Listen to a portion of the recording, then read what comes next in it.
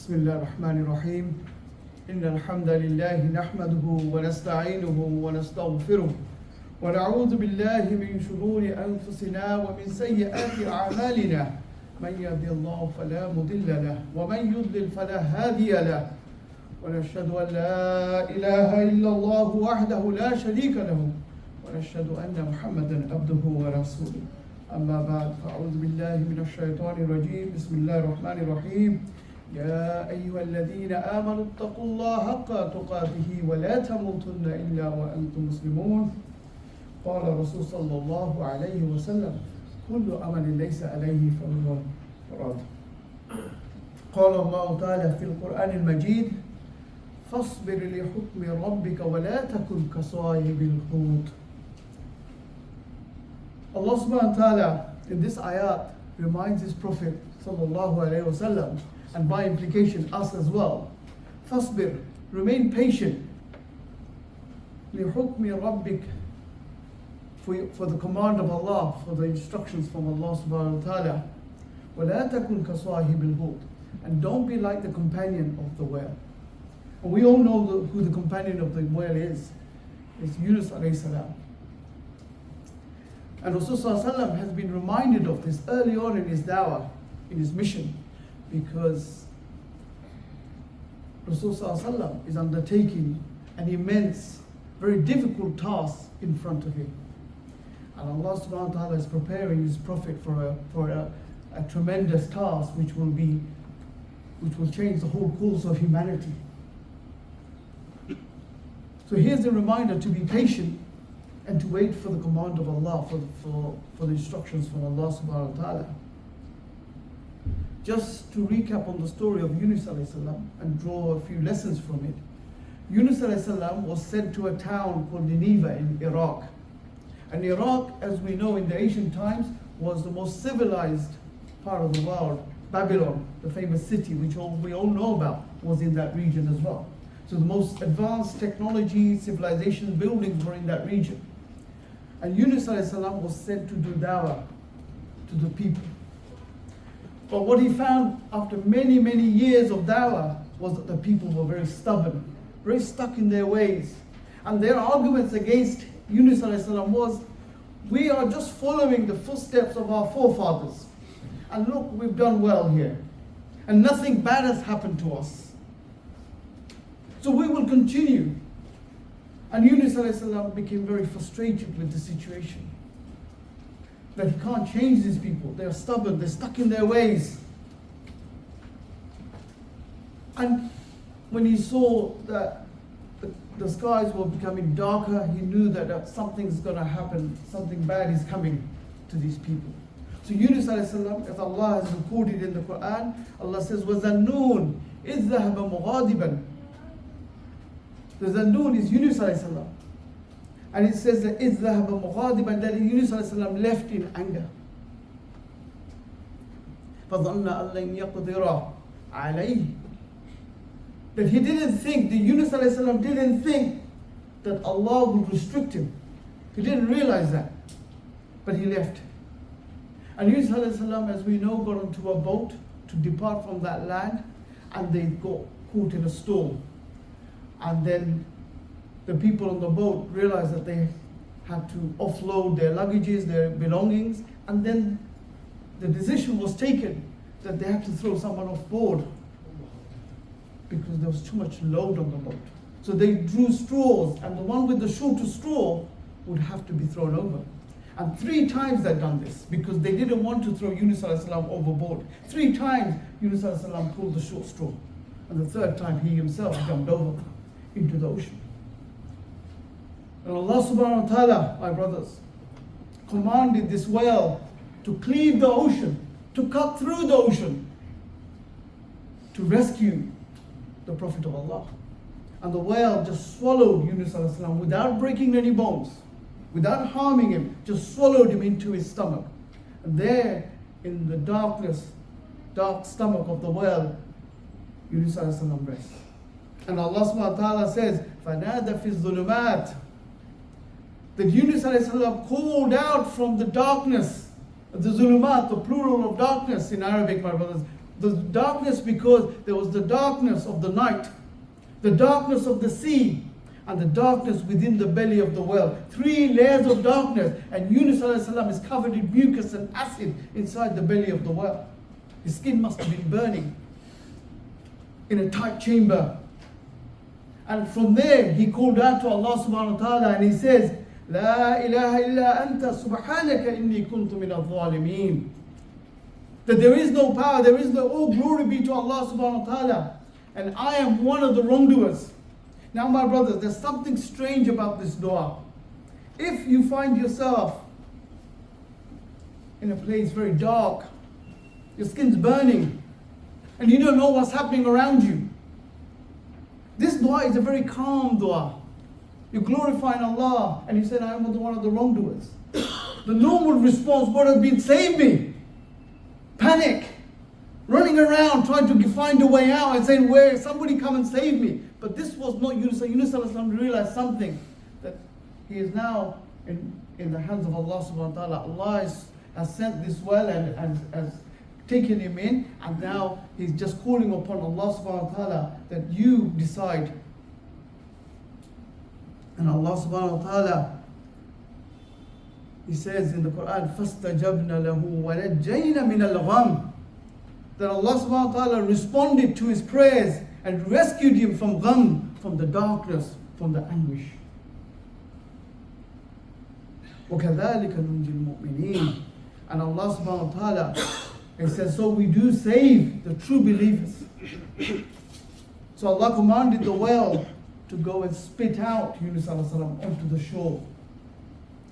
So there Yunus alayhi salam finds himself on the shore with his skin burning, acid all over, mucus everywhere. And the vegetation covers him from the sun, so his skin doesn't burn anymore. And the vegetation produced fruit, which he ate, which gave him strength. And then he went back to his people. The people he abandoned, he left. He went back to them. And what did he find, my brothers? He found that the people have reverted back to the deen. And they believed in Allah, they became believers. And when he asked them, what happened? How did you become believers? I left you. And he said, when we saw those dark clouds coming and the sky turned red, we knew Allah's punishments upon us. So we then went and climbed the highest mountain. And we called out to Allah subhanahu wa ta'ala. We called out that Allah take this punishment away and save us. And it's only we knew how to call upon Allah because you, from your dawah, from what you taught us, what you told us, we know what to do. So my brothers, what can we draw from this story of Yunus alayhi salam? So many lessons here, my brothers.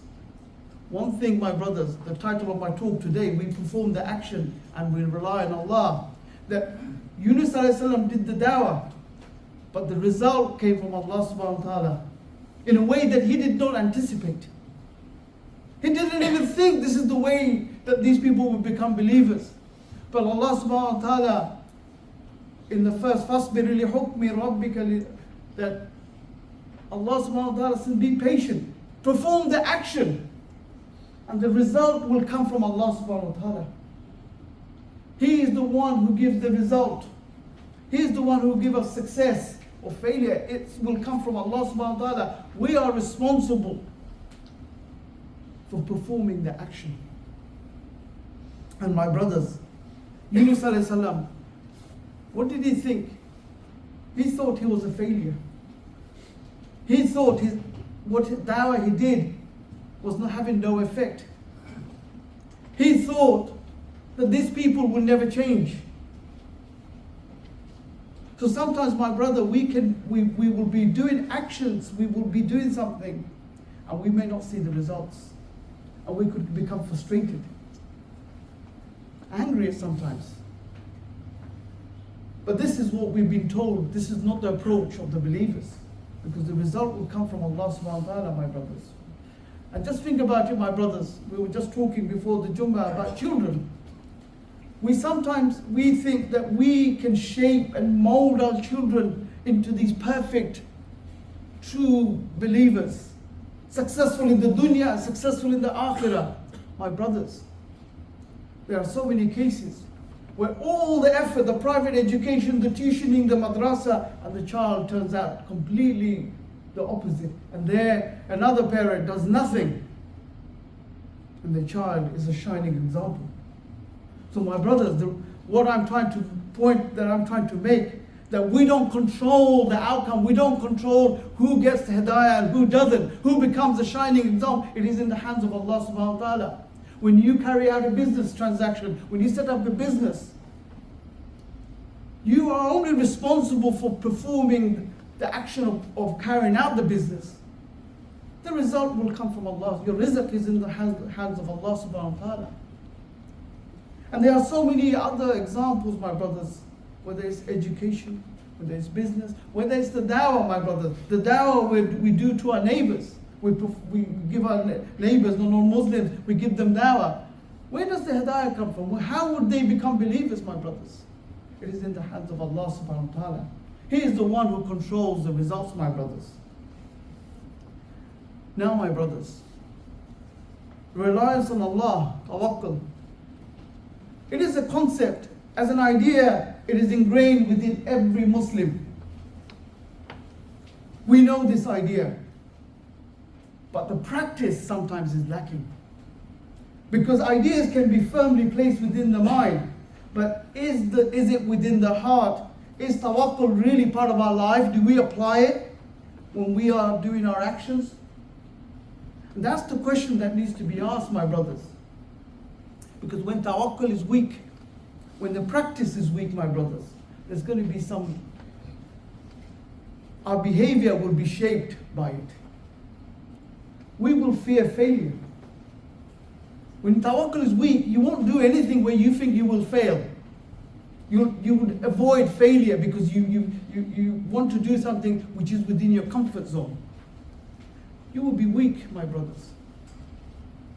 Because you only are relying on what? Yourself and your resources, your finances, the people you have around you, the knowledge you have, the experience you have. You will be only reliant upon that. And based on that, and most of us, my brothers, we are human beings. We are weak, needy, and limited. And weak, limited people would do weak things by definition. And the worst of it all, my brothers, when people do not believe in something far beyond themselves, the power beyond themselves, what do? They will do the easiest actions available. They will choose not the right action, but the easy one. One which is within easy grasp, because that's where they feel comfort. So never from these people, my brothers, people whose taqwa is weak, who doesn't have reliance upon Allah and believes that results come from Allah, they will only do things which they feel safe. And they will do the easier thing. Anything hard, oh my God, I might lose. I might fail. I can't do that. I don't know how to do that. I don't have enough people. I don't have enough money. I don't have enough knowledge. I don't have enough scholars with me. So I don't do those things. So this will be the argument of the one who does not believe in the higher power. My brothers, we just need to look back at history. And you will find one thing about the Muslims, my brothers, of the previous generations, that whenever the Muslims did something great, my brothers, we were always weak, we were outnumbered, we were outgunned, we were out-technologied, if that is a term. But we were victorious. And I'll give you one example, my brothers. You know, we live in a time of rationality, of materialism.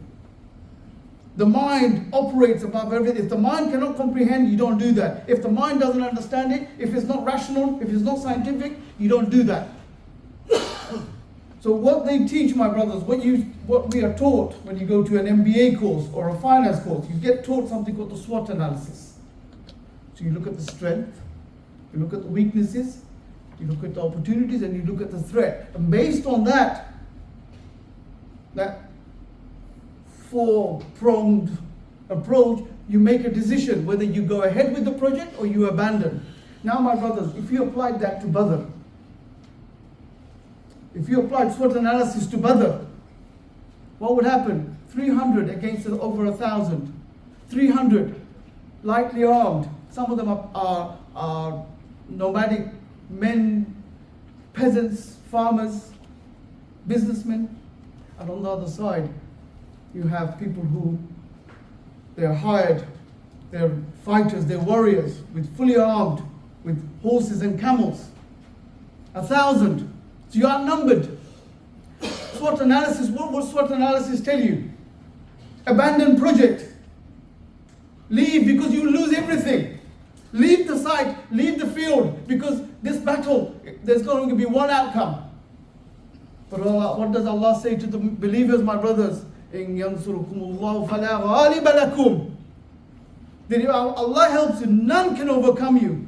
And then He says, وَإِن يَغْزُلُكُمْ فَمَنْ ذَا الَّذِي يَنْصُرُكُمْ مِنْ بَعْدِهِ. That if He, Allah subhanahu wa ta'ala, forsakes you, if Allah forsakes you, my brothers, no one can help you. No one can come and rescue you. And then He says, فَلْيَتَوَكَّلِ الْمُؤْمِنِينَ. And the believers put their tawakkul upon Allah subhanahu wa ta'ala. My brothers, when Ibn Battuta went traveling, and in modern nations, he did over 40 countries. Traveled for over 30 years. In a time where there was no airplanes, no trains, no buses, no paved roads, no police force, no armies, like they will protect you as you go along this travel. Where did these people get their strength from? Because Allah subhanahu wa ta'ala reminds us, يَرْزُقُهُ مِنْ حَيْثُ لَا يَحْتَسِبُ. Allah will provide for you from places that you did not even comprehend. You didn't think they existed. This is what motivated. When Tariq bin Ziyad, my brothers, landed on the shores of Spain and he burnt the ships. A small group of on an expedition, small group. What gave them the strength to burn their ships? They said, we're not going back, we're going forward. Where did this strength come from, my brothers? It is from tawakkul, knowing that the result comes from Allah subhanahu wa ta'ala, my brothers. It comes from Allah. And this is why, my brothers, why I raise this topic, my brothers. Because you look at the Muslim world today, my brothers. You look at our situation. We need great men and women, my brothers.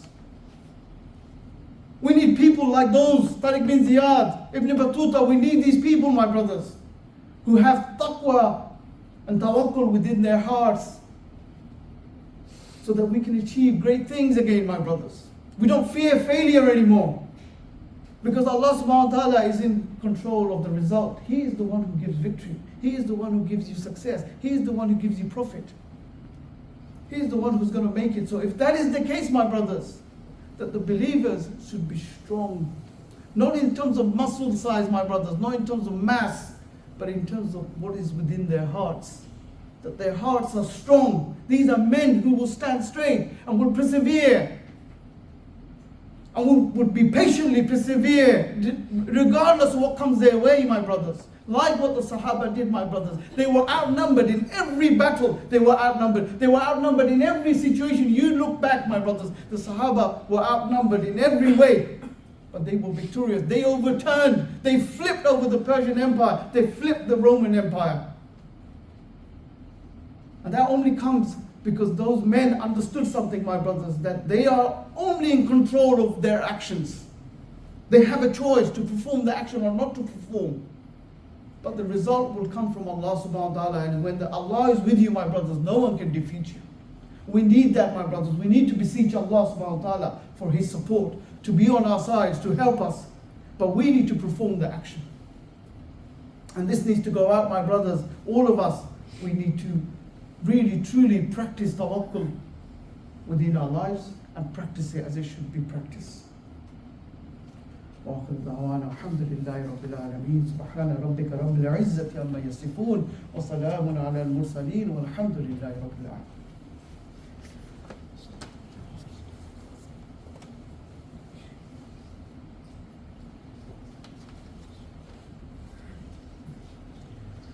بسم الله الرحمن الرحيم. الحمد لله رب العالمين والصلاة والسلام على رسوله الأمين. أما بعد، فيا معشر المسلمين، أعوذ بالله من الشيطان الرجيم.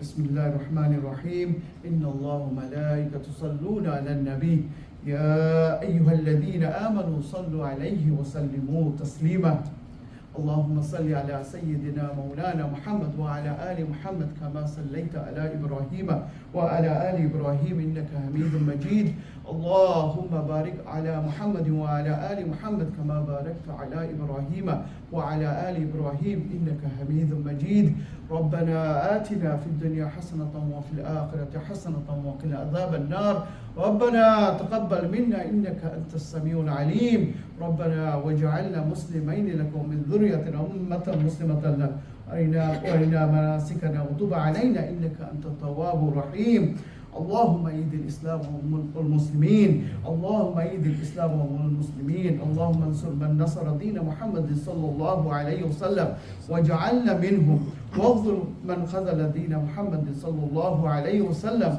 ولا تجعلنا منهم اللهم أرنا الحق حقا وارزقنا اتباعه وأرنا الباطل باطلا وارزقنا اجتنابه اللهم ثبتنا على الإسلام اللهم ثبتنا على الإسلام اللهم نور قلوبنا بنور الإيمان اللهم اغفر للمسلمين والمسلمات والمؤمنين والمؤمنات والأحياء منهم والأموات إنك سميع مجيب الدعوات عباد الله رحمكم الله إن الله يأمر بالعدل والإحسان وإيتاء ذي القربى وينهى عن الفحشاء والمنكر والبغي يعظكم لعلكم تذكرون. One announcement, my brothers, before we perform our salah. Our brother Muhammad Sharif has passed away. His son approached me for us to make dua, ask for forgiveness, and to Allah to grant him the highest of Jannah. Inshallah, my brothers, let's pray our prima salah.